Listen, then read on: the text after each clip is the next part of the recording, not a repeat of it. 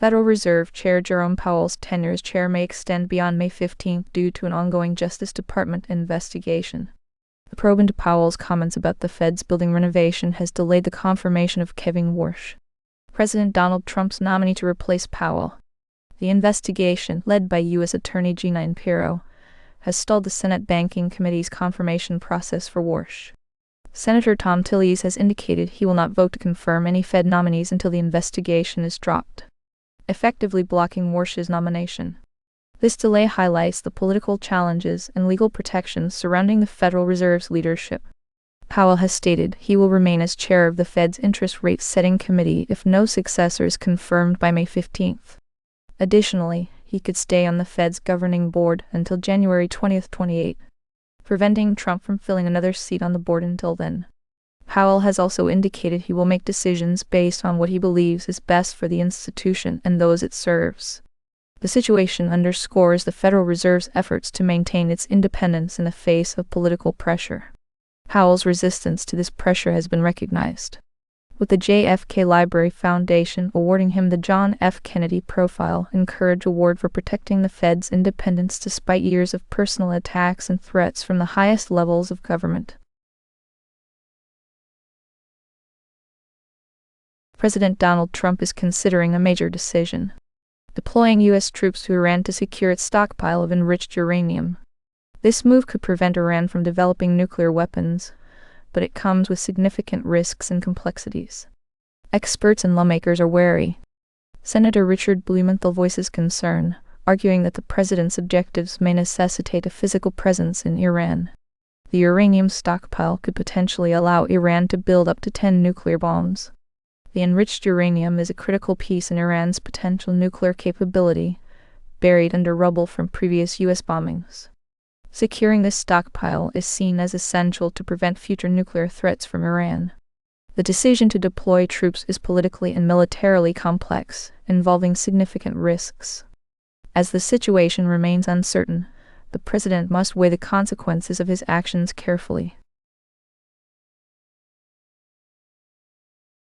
The Pentagon is planning to request up to $200 billion from Congress to fund ongoing military operations against Iran. This follows a series of attacks on oil and gas facilities in the region, impacting global energy markets. In the past 24 hours, 6 refineries and facilities have been attacked, with Iran responding to an Israeli airstrike on its South Pars gas complex. The conflict has seen a significant rise in oil prices, with Brent crude reaching $119 per barrel. President Trump has sought to reassure Americans about the economic impacts of the conflict. Meanwhile, the U.S. considers significant additional funding to sustain its military operations in the region. The request reflects the complex geopolitical interests and alliances involved, including those between the U.S., Israel, and Iran. As the situation continues to evolve, the next step involves Congress reviewing the Pentagon's request for additional funds to support the ongoing military efforts against Iran. Markwayne Mullin, President Trump's nominee to head the Department of Homeland Security, signaled a potential shift in the direction of FEMA during his confirmation hearing this week. Mullin, who pledged to reverse some unpopular policies, expressed a commitment to improving disaster response efficiency. Mullin specifically rejected the idea of eliminating FEMA, stating his support for the agency's role in disaster management. He committed to working with lawmakers to address delays in disaster declarations and streamline operations, aiming to reduce the time communities wait for reimbursement. Former FEMA officials and disaster response managers expressed cautious optimism about the potential changes under Mullin's leadership. However, some advocates remain skeptical, emphasizing the need for concrete actions to follow the current promises. If confirmed, Mullin's approach could lead to policy changes that improve disaster response and support for affected communities. The extent of these changes and their implementation remain to be seen. This highlights the need for continued scrutiny of FEMA's operations. A federal arts commission has approved a 24-karat gold commemorative coin featuring President Donald Trump's image to mark America's 250th birthday. The U.S. Mint will soon begin production, though the exact size and denomination are yet to be determined. This move is unprecedented and circumvents federal laws that prohibit living presidents from appearing on U.S. currency. Treasury Secretary Scott Bessent used his authority to bypass these restrictions, enabling the coin's approval. The coin's design, finalized by the U.S. Commission of Fine Arts, features Trump's portrait on one side and an eagle with UN, ITEDS, TES of a MERICA, and EPLURIBUSUNUM on the reverse side.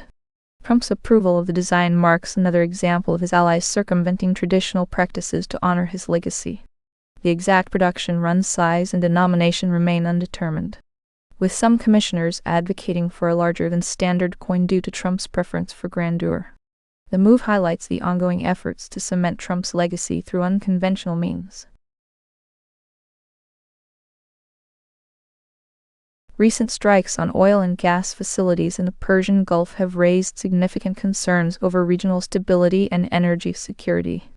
Susan Zayedeh, a former U.S. ambassador to Qatar, highlights the strategic importance of these facilities to both regional and global markets. In recent days, multiple facilities in Saudi Arabia, Qatar, and the UAE have been hit. 2 of Qatar's 14 liquefied natural gas LNG trains and 1 gas-to-liquids GTL facility were damaged in the attack, impacting significant production levels. The South Pars gas field, jointly owned by Iran and Qatar, is also a critical target. This field produces 20% of the world's LNG, essential for global energy supplies. The attacks have intensified geopolitical tensions and raised concerns about the potential for wider conflict. Gulf states are now grappling with the potential consequences of these strikes. This includes the long-term impact on their relationships with other powers, such as the U.S. The strategic importance of these facilities underscores the need for a diplomatic solution to secure regional stability and energy security. California lawmakers are moving to rename César Chavez Day following allegations of sexual abuse. The proposal, backed by Governor Gavin Newsom, seeks to change the holiday to Farmworkers' Day. Similar actions are being considered in Washington and Denver, while events in Texas and Arizona have been canceled. César Chavez was a prominent labor leader who fought for better conditions for farm workers in the 1960s. His birthday was designated a state holiday in California in 2000. However, recent allegations of sexual abuse have led to a re-evaluation of Chavez's legacy and public commemorations. The proposal aims to honor the broader movement rather than Chavez alone amid the controversy. The legislation would need Newsom's approval and is expected to pass before the end of the month. President Donald Trump compared his decision to attack Iran without informing allies to Japan's surprise attack on Pearl Harbor during an Oval Office meeting with Japanese Prime Minister Sani Takei on Thursday. A reporter questioned the president about why the U.S. did not inform its allies before the recent military action against Iran. Trump responded by asking the reporter, "Why didn't you tell me about Pearl Harbor?" Right? Emphasizing the strategic importance of maintaining military surprise. The president highlighted that the U.S. did not disclose the Iran attack to allies because they wanted to keep the operation a secret. Trump pointed out that Japan understands the value of surprise in military operations, drawing a direct parallel to its own history. The attack on Pearl Harbor in 1941 killed 2,390 people and propelled the United States into World War II. Trump's comparison underscores his administration's emphasis on strategic surprise in military operations. This raises questions about the implications for international relations and military transparency. Israel has been conducting airstrikes aimed at eliminating high-ranking Iranian officials in recent months. Despite these efforts, Iran's Revolutionary Guard has continued its missile attacks, signaling the limited effectiveness of such strategies in undermining the regime. Experts caution that targeted killings may not achieve the desired political change. Israel's strategy aims to weaken Iran's government and potentially foster internal unrest. However, historical precedents show that eliminating leaders does not always dismantle militant organizations. Ayatollah Ali Khamenei, Iran's supreme leader, was reportedly killed in early strikes, but his son Mujtaba has taken over with similar hardline views. The tactic of targeting leaders can backfire, potentially radicalizing followers and elevating more extreme successors. Northeastern University political scientist Max Abrams noted that violence against civilians often spikes after targeted killings. The impact of these operations often fades over time, as seen in past conflicts with militant groups like Hezbollah and Hamas. As the conflict continues, the international community watches closely for any signs of a broader political shift in Iran. The question remains whether targeted killings will weaken Iran enough to foster internal change, or instead radicalize its population and intensify the conflict. United States President Donald Trump issued a strongly worded statement on social media regarding recent attacks on a gas field shared by Iran and Qatar. This raises questions about the alignment between the United States and Israel in their strategy towards Iran. Trump's comments suggest uncertainty about coordination between the United States and Israel, despite both countries' shared opposition to Iran. The president's post indicates potential disagreements over the timing and scope of military actions against Iran. Trump threatened further military action if Iran continues attacks on Qatar's facilities.